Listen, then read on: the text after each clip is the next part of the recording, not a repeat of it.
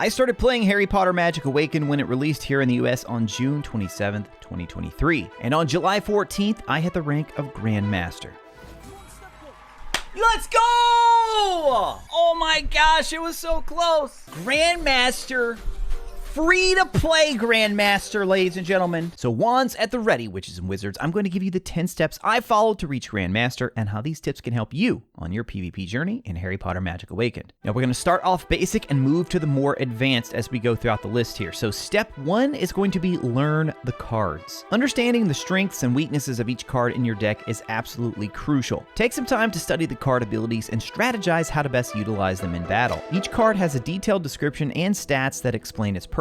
There's even a little video you can watch in the description to see what it looks like in gameplay. But honestly, while it does help to read the descriptions, the best teacher in this case is to learn by doing. By simply playing the game, you're going to learn so much about the advantages and disadvantages of each card. You can learn a lot just doing PvE activities like the Forbidden Forest, but you'll want to spend a lot of time in the PvP mode to get a better understanding of how real opponents will respond to your attacks. Switch to practice mode if you aren't comfortable jumping into the ranked mode right away. There's also a dueling tutorial that's very short but contains a lot of helpful information, such as the fact that you can quickly cast spells by double tapping on them. It's important to learn which spells are best cast with a double tap and which ones you need to aim manually by tapping and dragging. Once you have a good understanding of the cards, you're ready to move to step 2. Experiment with different echoes. The echo you choose really defines the type of playstyle you should have and the types of cards you need in your deck. Newt and Hagrid players, for example, should rely heavily on magical creatures, whereas Hermione players need a balance of low-cost spells and 1 or 2 high-cost spells. For Snape users, Time Turner is an absolute must. And then there's the echo that carried me to Grandmaster, Bellatrix Lestrange. With this echo, you want to deal a lot of damage to build up the meter for her Death Eater. I even saw a few Weasley twin decks that were really strong on my road to Grandmaster. But like step 1, the best knowledge here will again be through gaining your own experience by playing and trying out the echoes. You'll want to pick the one that best suits your playstyle, but also one that pairs well with the cards you like using the most. You'll also want to learn subtle nuances to your echo, like positioning of Bellatrix's Death Eaters, for example, or how you want to play a more up-close aggressive style of play if you're running the Snape echo. And speaking of where you're actually set up on the board, that's where step 3 comes in, positioning and patience. As far as the actual gameplay within each duel, positioning and patience are vital to success. Early on, you may be tempted to move around frequently and spam spells the moment they become ready in your hand. And while this can work in the early tiers like bronze, silver, and even gold, once you hit platinum rank, you'll need to make sure you learn the nuance of good positioning and also that you're patient with the cards in your hand. When it comes to positioning, make sure you don't linger too close to your summons or companions. If your opponent wants to burn an Incendio to take out something like a Niffler, at least make sure you aren't standing so close that you take damage as well. Generally, you also want to avoid going up too close to your opponent. Staying back further gives you more time to react to summons and makes you harder to hit on long-range spells. Now, of course, if you're playing Snape, then you definitely want to play more up close. Those first 3 steps, though, should really help you move up through the early ranks like bronze, silver, and gold. To make the jump to platinum and eventually diamond, you'll need to implement more advanced steps from here on out. You may notice that some of the strategies you use to get here will stop working or get countered more easily. And that's why it's important to take step 4 into account.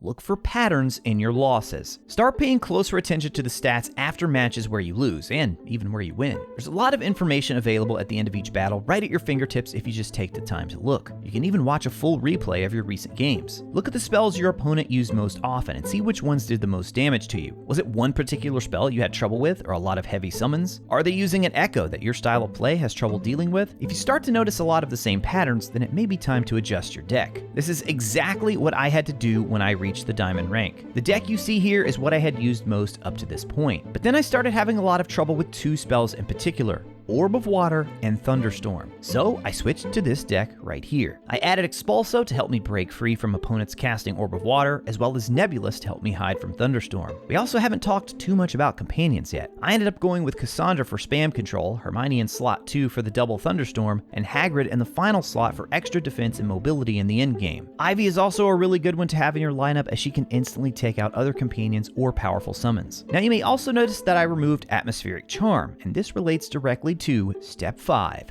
Pay attention to the banned cards. Once you hit the platinum rank, you'll get to participate in a vote to ban 2 cards each week. And in this week for my region, it just so happened to be Pure Totem Locomotor and the Norwegian Ridgeback Egg. While I think Atmospheric Charm is a really strong spell, its primary purpose in my deck was to counter the Norwegian Ridgeback. I definitely prefer to have the cats in my lineup instead of Atmospheric Charm if given the choice. So don't be afraid to swap out cards in your deck to match with the bans each week, even if you don't use one of the cards that got banned yourself. If there's there's a card in your deck that just isn't as useful based on the current banned cards, then definitely take it out for something that would serve you better with the current active cards. Now, when I hit Diamond, I started consistently running into players with more HP than me, higher spellbook levels than me, and higher card levels than me. So that takes us to step 6, level up. Look, while this guide is mostly geared toward free-to-play players, even as free-to-play, you can do things to optimize your leveling up. First, make sure you're in a social club so you can trade cards. If you're still looking, join up in our Discord, link in the video description below, and we can get you into one of our clubs. This was absolutely huge for me, as I had a very active social club and was able to get a lot of the cards I was using in my deck. I focused heavily on the cards that I was using most in my Bellatrix deck, and then used the cards I traded for to start leveling them up. This, in turn, increased my overall spellbook level, but I wasn't just upgrading anything. I really made sure to focus on those cards that I used in my deck. Also, make sure you pay attention to the daily shop and don't be afraid to spend gems on the cards that you use the most. I do not recommend spending the 20 or 30k coins on the legendary though. You're definitely going to need those coins to upgrade your cards instead, especially as your cards get higher and higher. In addition to upgrading your cards and companions, you should also look to step 7, secure a legendary echo. You'll get your first legendary echo by completing the Haunted Hollow level 8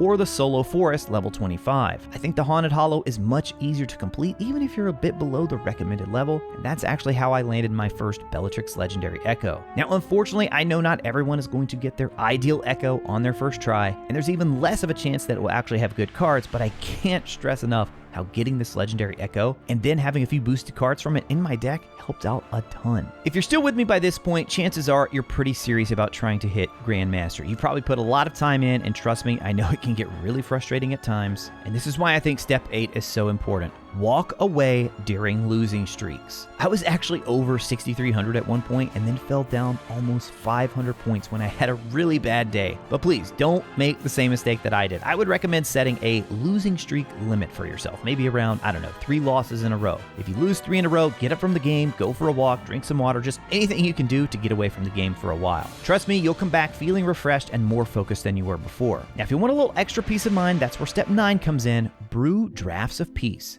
Don't forget about these potions. They will help protect you for the next 1 to 3 games based on the size of the potion. I actually completely forgot about these until I was very close to my Grandmaster. I would recommend using a large draft of peace when you're about 100 points off of your next milestone. I used one right around 7,400, so I knew that no matter what, I wouldn't lose any points for the next 3 matches. What's funny is I actually ended up playing better and more relaxed with this potion active. I won all 3 of those games anyway, but I'm still glad the potion was there. As for the small drafts, I personally like to use those to stop a losing streak. Let's say you lose 3 in a row, but you really want to give it one more shot to try and turn things around. Use a small draft of peace so at the very least you won't lose any more points with the next loss. If you win, you can keep playing to see if you can turn it around, but if you lose, then you know it may be time for a longer break. Now for step 10, and this is really the one that helped push me over the top, watch high-level gameplay of other players. I picked up so many things doing this, and it really helped me to see what I was doing wrong and also learn a few new strategies along the way. I actually have a full breakdown of my final 3 matches to reach Grandmaster right here on YouTube. That video is over on the right side of your screen next. Definitely check that one out. As always, guys, thank you all so much for watching. I'll talk to you again soon.